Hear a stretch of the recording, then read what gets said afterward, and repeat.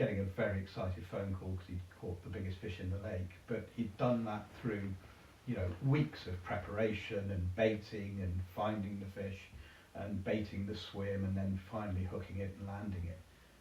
But going down and spending the morning with him, celebrating that capture and taking the photos and watching her swim away was just brilliant. And then equally, you know, Terry Hearn, very, very different the way he approached Ashmead. He was much more mobile, much more about sort of finding tiny little spots. You know, he'd stand there for half an hour with a lead just feeling for a spot until he knew exactly where he wanted the hook bait to be, and then getting the bait positioned, and invariably he'd catch a fish. And it was all through, you know, observing the fish at very close quarters.